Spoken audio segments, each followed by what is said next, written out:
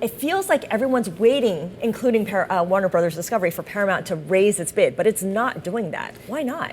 It hasn't done that yet, and that's really the big question. I mean, things are essentially at an impasse here because Paramount has essentially brought the same offer now 3-4 times to Warner Brothers. Warner Brothers has rejected the same exact offer. Of course, in Paramount's most recent offer, before they reaffirmed it today, they did offer to backstop the equity. Ellison backstopped the equity. Warner Brothers said yesterday that, that was a great move in the right direction. But there's still all these other issues with the offer. One being, it's risky. It's a risky LBO, the biggest of all time. Mm-hmm. There's a lot of debt coming onto it, and it doesn't offer enough value relative to the Netflix deal. And so the question is, why are they talking past each other? I mean, Paramount has said, we've done everything. We've catered to Warner Brothers, and Warner Brothers isn't engaging. Warner Brothers has said, we've told you exactly what you need to do to win this, and you're not doing it. So there seems to be some miscommunication.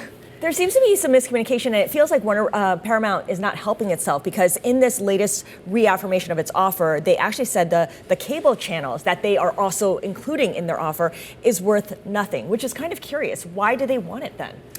And for them to say that, it does benefit them to say that the cable networks are worth nothing, because that means that their offer for streaming in studios, is technically worth more than Netflix's, because Netflix's would be $27.75 plus $0 for, what's going to be spun out to shareholders.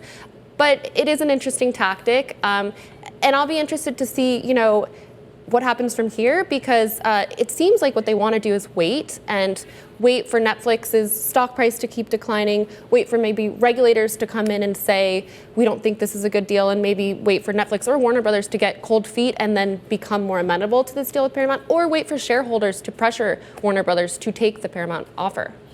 So how have shareholders responded so far? Because this is a hostile bid from Paramount Skydance. Have shareholders tendered their offers? So the latest data we have, Paramount put out a press release a couple weeks ago saying that about 1% of shareholders had tendered their shares. So not very many at all. Now, often in these situations, people do wait till the end to really tender, so that could be part of what's holding things up.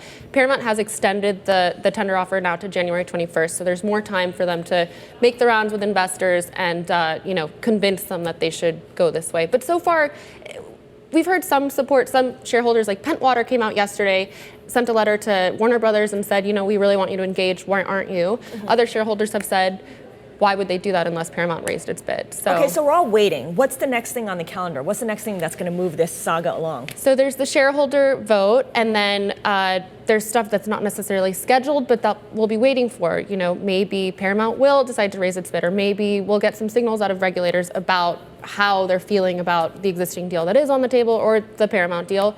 Maybe Paramount will amend its offer. There's a lot that could happen, but the one true catalyst that we know of is the shareholder vote. And Netflix has not said anything, right? It's stayed pretty quiet through this. Netflix yesterday basically applauded Warner Brothers' board for reaffirming their existing deal and for saying that the Paramount recent offer was not as, not on equal footing to theirs. But other than that, yeah, they've been pretty quiet.